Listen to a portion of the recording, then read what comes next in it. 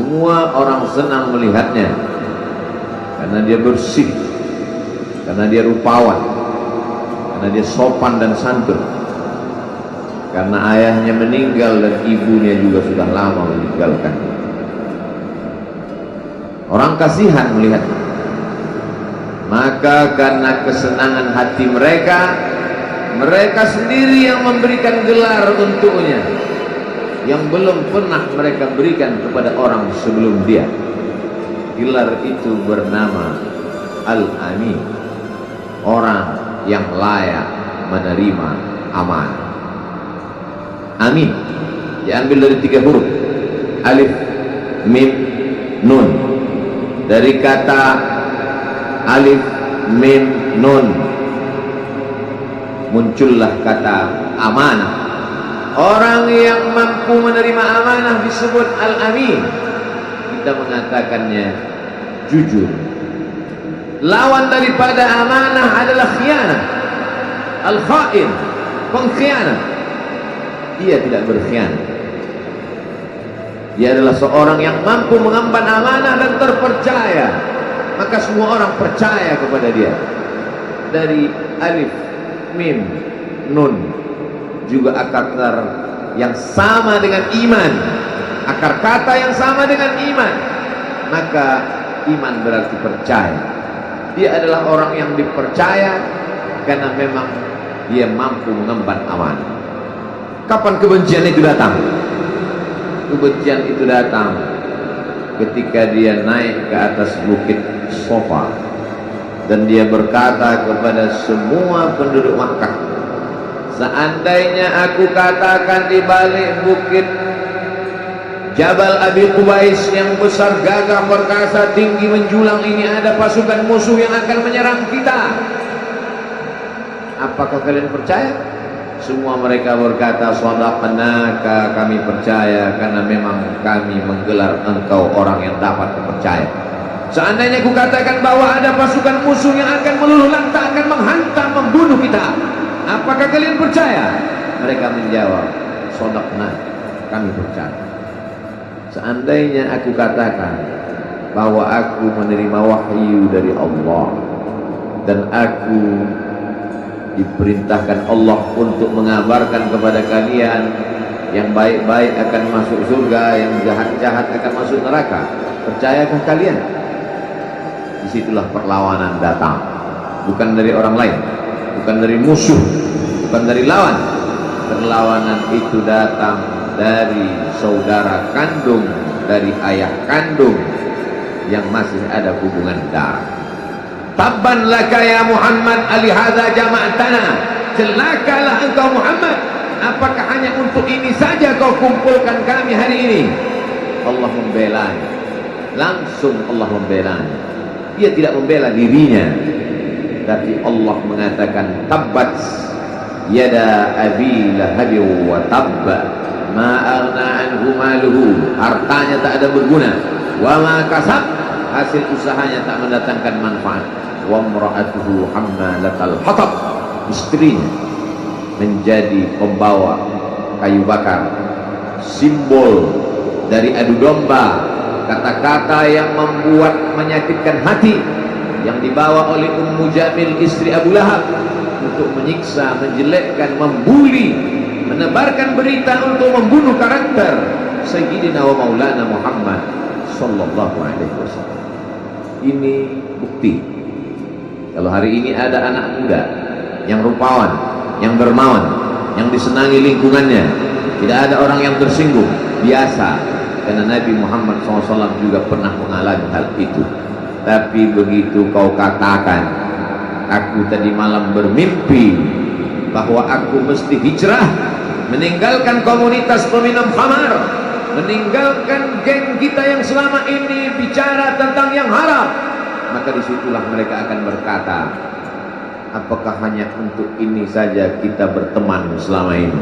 Mana persahabatan kita?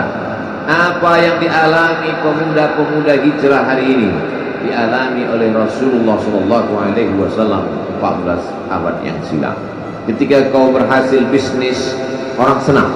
Ketika kau berhasil membina rumah tangga, tidak ada orang yang tersakiti ketika anakmu lucu-lucu dan kau berada di tengah mereka, tidak terusik kepentingan mereka, tidak terganggu ekonomi mereka. Engkau adalah sahabat, engkau adalah teman setia. Tetapi ketika kau tidak ikut kemauan manusia, disitulah engkau sedang melantik dirimu sendiri menjadi musuh. Maka Allah kuatkan hatimu. Wa in tuti' aktsara man fil ardi, kalau kau ikut kebanyakan orang di atas muka bumi, yudilluka an sabilillah, mereka hanya akan menyesatkan engkau dari jalan Allah Subhanahu wa taala. Tapi api itu tidak pernah padam. Kalau dia padam, maka berakhirlah dakwah Islam. Dia terus bergelora, dia terus menyala, dia terus membakar kemunafikan, membakar kemusyrikan, sampai akhirnya embargo pun tiba. Jangan ada yang mau bergabung dengan kelompok Muhammad sallallahu alaihi wasallam. Jangan ada yang mau berkirim makanan, jangan ada yang mau berdagang, jangan ada yang mau menjalin transaksi. Mereka ingin membunuh secara perlahan-lahan. Jangan beli produknya, jangan duduk bersamanya, jangan berteman dengan dia. Kenapa kamu mau berfoto dengan dia?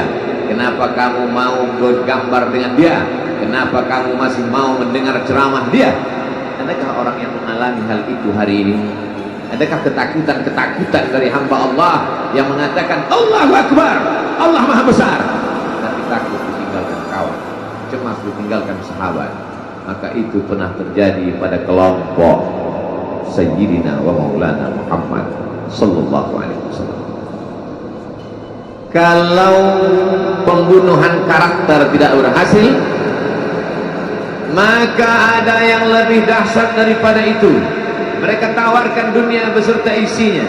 Wallahi, demi Allah wahai paman, demi Allah wahai Abu Talib, law wada'u syamsa fi yamini wal qamara fi yasari, andai mereka letakkan matahari di tangan kananku, bulan di tangan kiriku, ala an atruka hadzal amr, supaya aku tinggalkan dakwah ini, aku tidak akan meninggalkannya.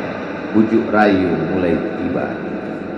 Itu terjadi pada diri Nabi Muhammad sallallahu alaihi wasallam.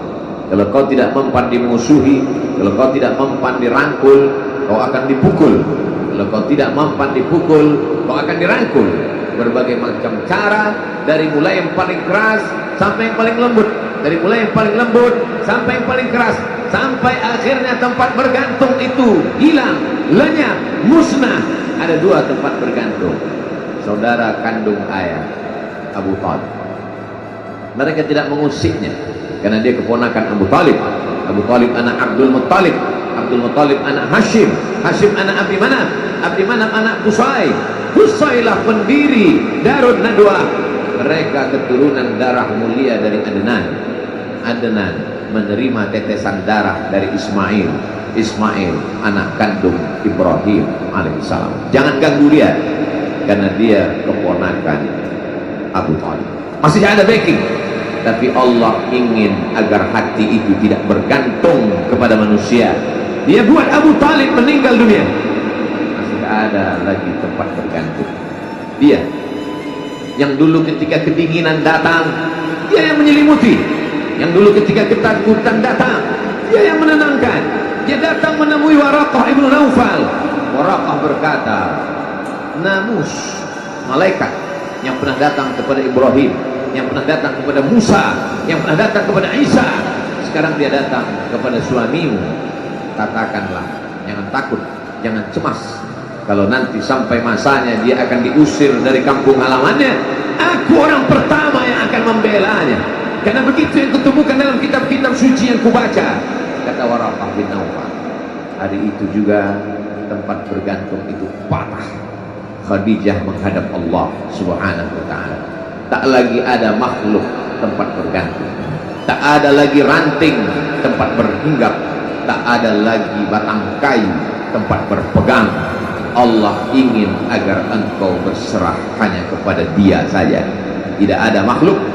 Bersandar kepada makhluk akan kecewa, bersandar pada kayu yang rindang akan tumbang, bersandar kepada benda akan binasa. bersandar kepada sahabat akan berubah menjadi musuh. Bersandarlah kepada dia, Hayyun Maha Hidup, la yamut, dia tak pernah mati. Bersandarlah kepada dia, Al-Aziz yang Maha Perkasa, Al-Jabbar yang Maha Berkuasa. Itu yang diinginkan Allah dari sosok Sayyidina wa Maulana Muhammad sallallahu alaihi wasallam. Dia pergi, sengaja dia pergi berjalan kaki, karena kalau dia pergi menunggang unta, mereka sudah mengintai, dia pasti lari, dia akan pergi ke tempat yang jauh. Sengaja dia pergi berjalan kaki. Lalu kemudian dia pun sampai ke suatu tempat. Dia berharap mereka adalah orang-orang yang lembut akan yang menerimanya, tapi dia tidak diterima dengan tala'al badru alaina. Dia tidak diterima sebagai ahlan wa sahlan. Ahlan, keluarga, kau datang kami sambut sebagai keluarga. Sahlan, mudah, kau datang urusanmu mudah. Ahlan wa sahlan. Tapi dia tidak dianggap sebagai keluarga, dia tidak dianggap sebagai sahlan, dia dianggap sebagai musuh. Dia dilempar dengan batu, dia dilempar dengan kayu, dia dilempar dengan tulang onta. Apa yang dia lakukan? Dia bersembunyi di balik bukit. Dia angkat kedua tangannya, ilaika ashku dha'fa quwwati, kepada engkau saja aku mengajukan kelemahanku, wa qillata hilati, ketidakberdayaanku, wa hawani bainan nas, aku hina di tengah mereka. Kalau dulu aku ada tempat bergantung, ada tempat bersandar, ada tempat mengadu, hari ini baru saja datanglah malaikat Jibril, malaikat penjaga segala bukit di atas dunia. Kau tunjuk mana bukit yang paling besar ya Muhammad, akan ditimpakan kepada mereka. Hati yang luka biasanya akan marah, akan kecewa, tapi tidak terjadi pada Nabi Muhammad sallallahu alaihi wasallam. Apa yang dia katakan? Asallahu an yukhrij min aslabihim man ya'budullaha wa la yusyrika bihi syai'a. Ya Allah, keluarkan dari tulang sulbi mereka, keluarkan anak cucu mereka yang akan menyembah engkau. Tidak ada satupun yang akan mempersekutukan engkau di atas muka bumi ini. Doanya dikabulkan, hatinya susah, pikirannya kacau, tapi lidahnya tidak berkata-kata kasar. Dia doakan agar anak cucu mereka menyembah Allah. 100% penduduk Taif hari ini bersyahadat asyhadu an la ilaha illallah wa asyhadu anna Muhammadar Rasulullah. Doa orang yang teraniaya, doa orang yang terzolimi. Dia berhenti di sebuah kebun. Ada seorang yang bukan terpandang membawakan beberapa ranting anggur sebagai pelipur lara, penghilang haus, pelepas daganya. Ketika anggur itu akan masuk ke mulutnya, dia berkata Bismillahirrahmanirrahim, atas nama Allah. Maka hamba sahaya miskin, susah, melarat, perantau yang tak punya apa-apa itu heran. Apa yang kau ucapkan? Bismillah. Kau sebut nama Allah ya. Tidak ada satupun orang di kampung ini kalau makan menyebut nama Allah. Siapa engkau? Aku Nabi yang diutus Allah Subhanahu wa ta'ala. Berarti engkau sama dengan orang yang dulu pernah berada di kampung. Engkau dari mana? Aku dari Ninawi. Ninawi, ya. Di sana ada saudaraku, kata Nabi Muhammad SAW. Di sana ada saudaraku, namanya Yunus bin Matta. Yunus bin Matta adalah saudaraku. Sama-sama hamba yang diutus Allah Subhanahu wa ta'ala. Dia juga diingkari oleh kaumnya. Dia masuk ke dalam lautan, ditelan seekor ikan dalam 3 kegelapan. Gelapnya tengah malam, gelapnya lautan, gelapnya perut ikan. Dia berserah kepada Allah, la ilaha illa anta subhanaka inni kuntu minal zalimin. Begitu cara Allah mengingatkan Nabi Muhammad SAW. Apa yang kau rasakan hari ini belum ada apa-apanya dengan apa yang pernah dirasakan oleh Yunus bin Matta. Mendengar itu langsung saja Andas bersimpuh sujud mencium lutut Nabi Muhammad sallallahu alaihi wasallam. Dia tidak mulia, dia hamba sahaya, dia miskin, dia perantau, tapi dia sempat mencium tangan Nabi Muhammad sallallahu alaihi wasallam. Dia sempat menghilangkan dahaga dari leher Nabi Muhammad sallallahu alaihi wasallam. Pertemuan yang berkesan. Biarlah pertemuan itu sekali, tapi sampai ke lubuk hati. Untuk apa pertemuan yang berulang kali, tapi hanya sampai di tepi bibir, hanya basa-basi. Nabi sallallahu alaihi wasallam kembali, dia pulang. Di tengah perjalanan dia mendengar, "Qul," katakan, "Uhiya ilayya annahu istama'a nafarun minal jin." Ada sekelompok jin. Jin itu berkata, "Inna sami'na Qur'anan ajaba."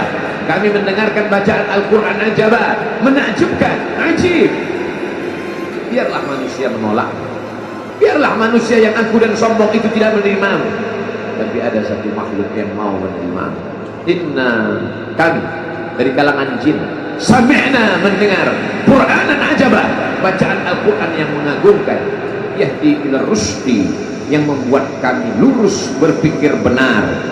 Betapa jin yang dikatakan makhluk jahat, tapi ketika dia mendengarkan bacaan Al-Quran tersentuh hatinya dan dia bersyahadat, "Anna minnal muslimun," kami ada yang muslim, "wa minnal qasitun," kami ada yang kafir. Yang muslim taharrau rasada, selalu mencari jalan kebenaran. Yang kafir kanu li jahannam hataba, mereka hanya akan menjadi santapan neraka jahanam. Dia kembali ke kota suci Makkah Al-Mukarramah seperti biasa, sampai akhirnya datanglah malaikat Jibril, membelah dadanya, mensucikan hatinya sampai layak, lalu kemudian dia pun dibawa. Subhanalladzi asra bi'abdihi lailan, Maha suci Allah yang memperjalankan hambanya pada suatu malam, minal masjidil haram ilal masjidil aqsa, dari masjidil haram ke masjidil aqsa, alladzi barakna haulah, kami berkahi sekelilingnya. Untuk apa? Linuriyahu min ayatina, kami ingin memperlihatkan kepadanya tanda-tanda kebesaran kami. Selama ini dia hanya didengar, azab kubur didengar, neraka jahanam didengar, malaikat didengar. Hari ini kami ingin memperlihatkan tanda-tanda itu kepada hamba kami.